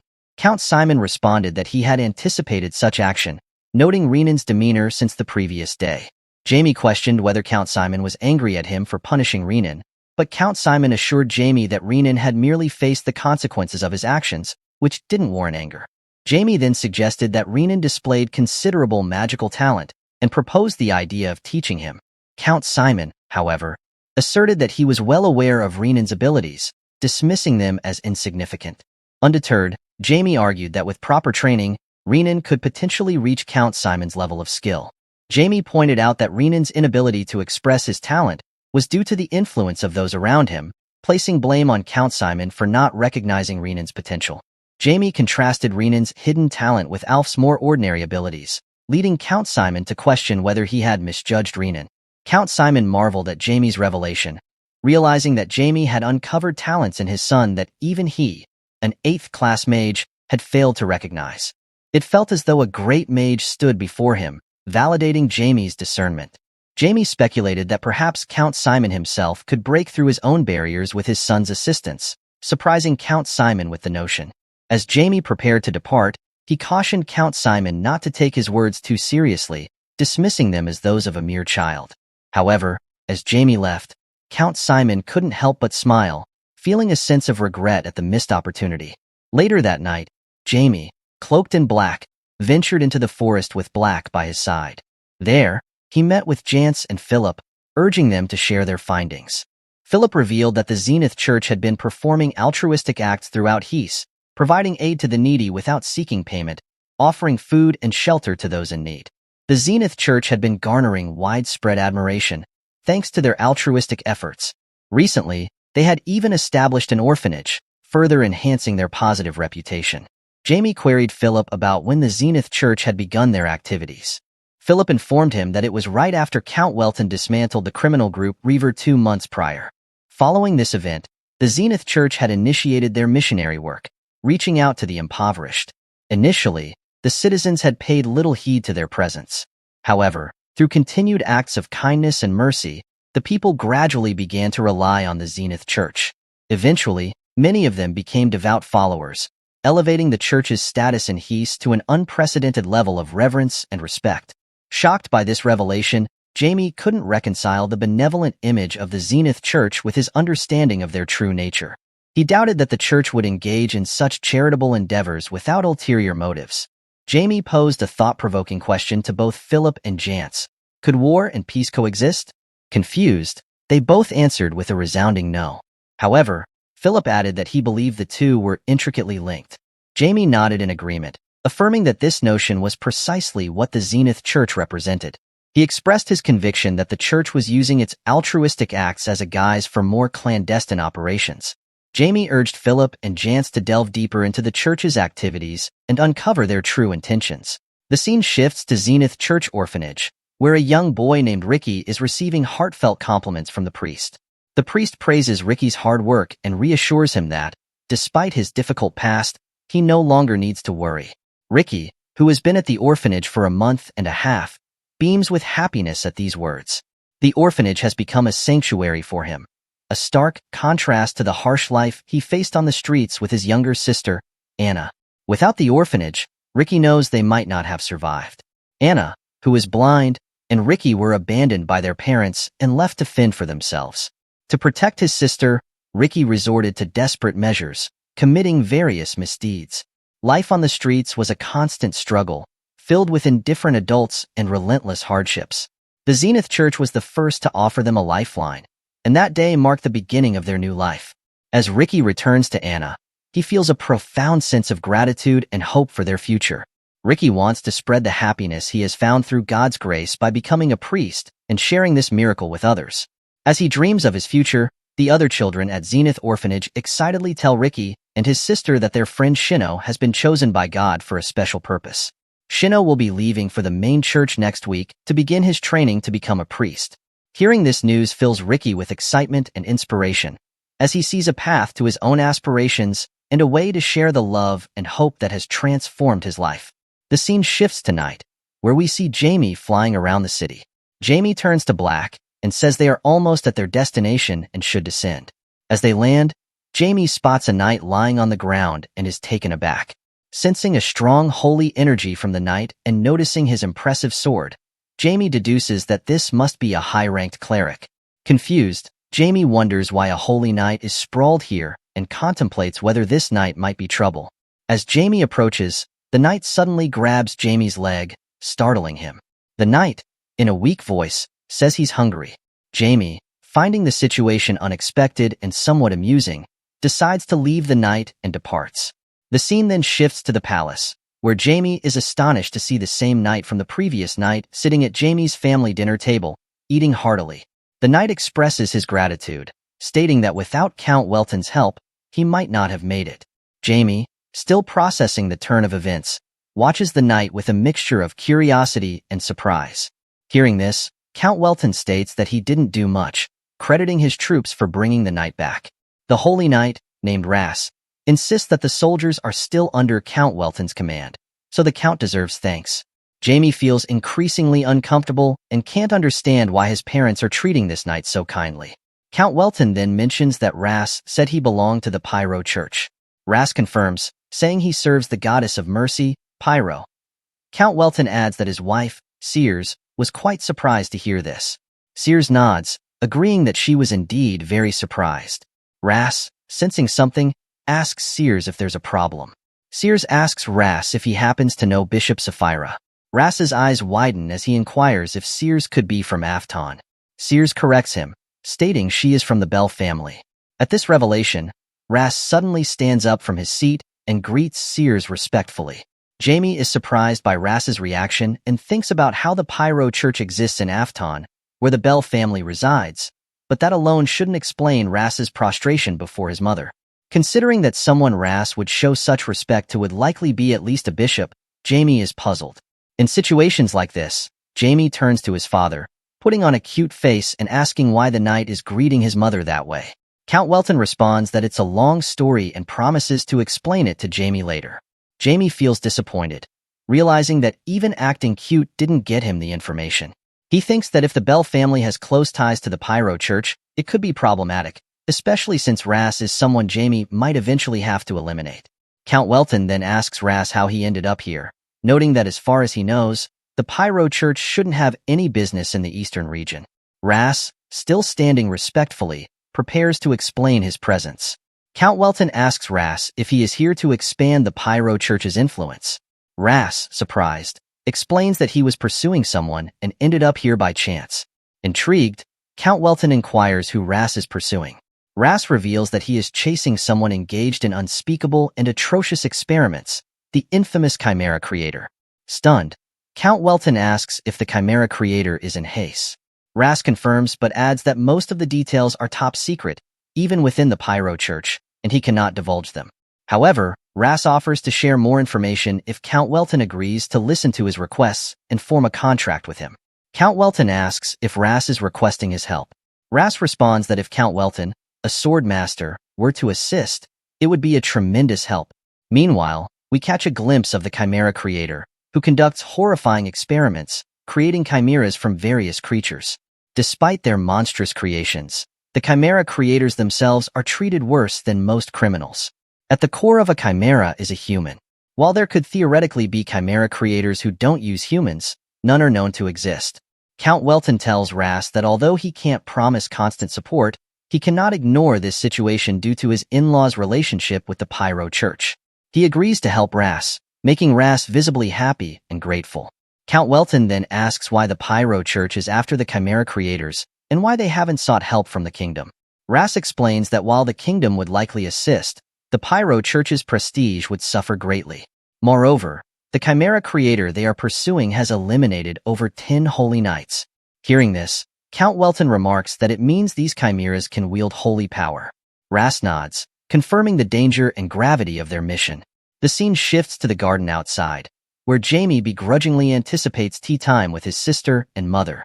Both call for Jamie eagerly, and he joins them at the table to sip his tea. Sears notices Jamie's curiosity and asks what he's thinking about. Jamie hesitates before asking why Ras knelt before his mother. Sears smiles knowingly, acknowledging that Jamie was bound to ask about the connection between her family and the Pyro Church. She reveals that Jamie's grandfather, whom he never met, was a savior of the Pyro Church. Jamie is taken aback by this revelation. Sears continues, explaining that in the past, when the Pyro Church was robbed of a crucial artifact, Jamie's grandfather played a pivotal role in helping them recover it during the Portsmouth Garden incident. This incident involved the followers of the Demon King attempting to use the church's sacred relic to summon their leader, only to fail.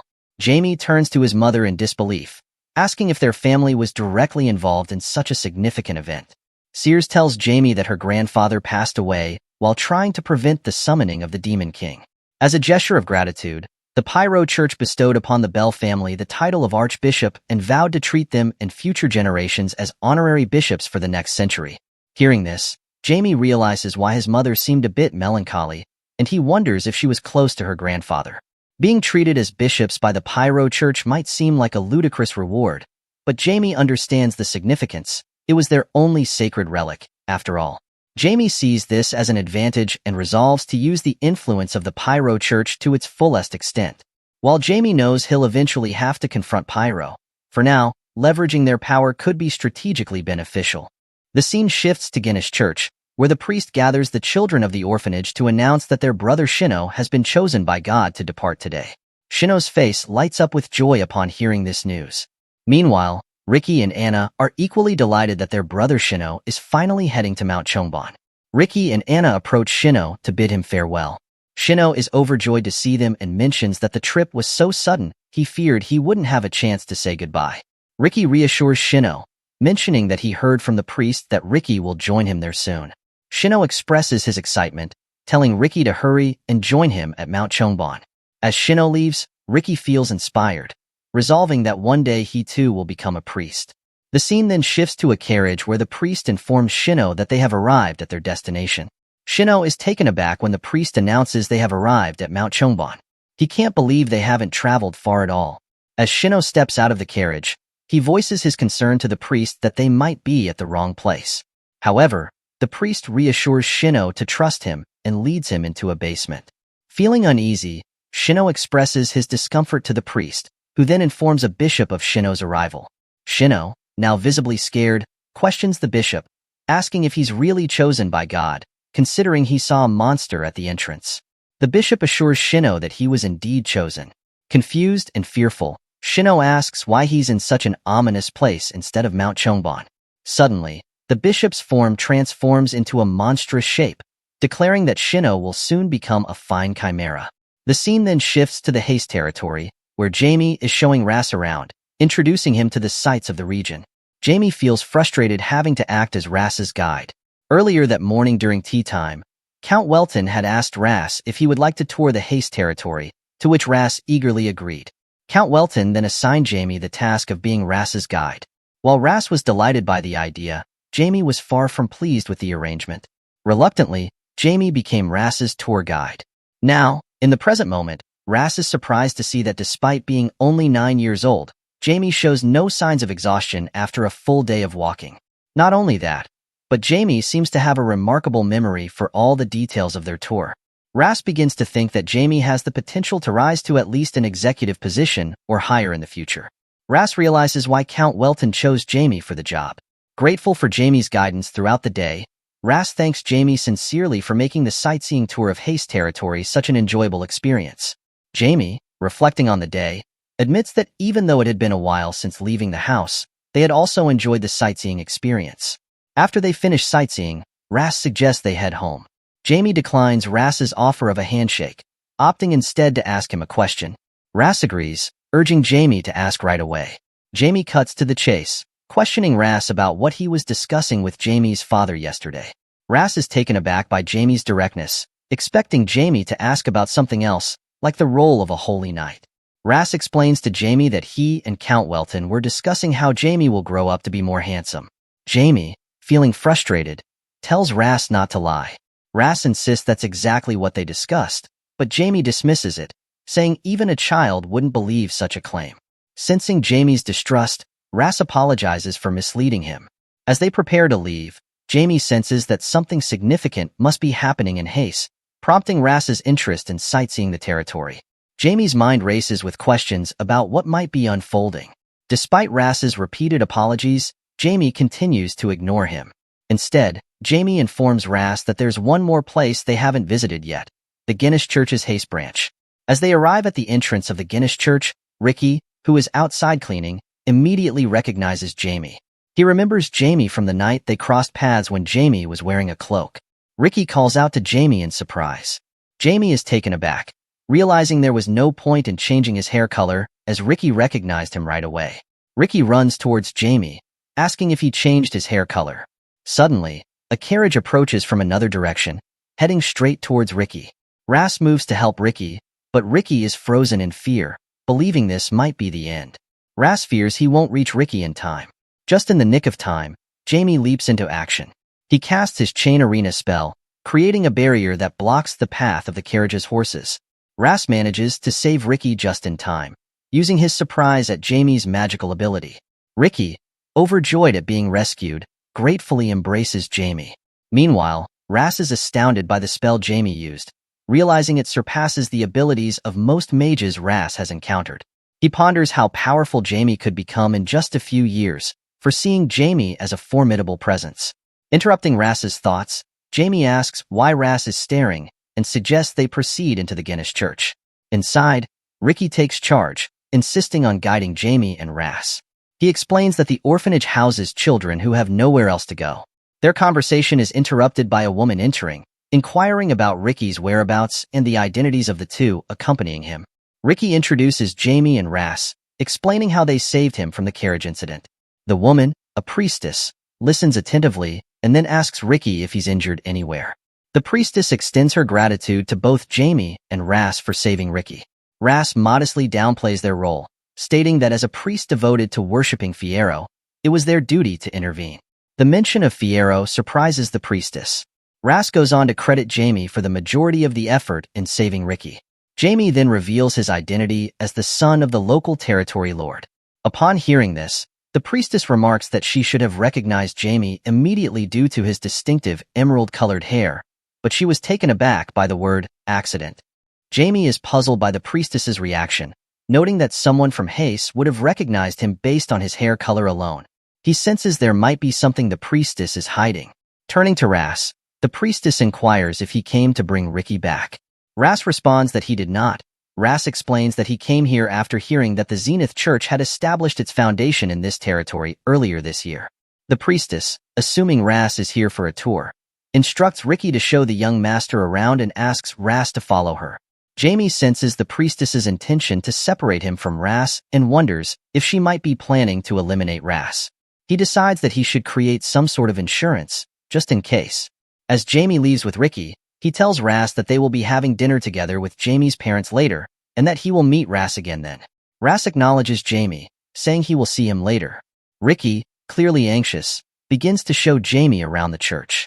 Noticing Ricky's discomfort, Jamie tells him to speak to him as he did before, reassuring him that he doesn't care about formalities and that Ricky should feel free to talk as he wishes.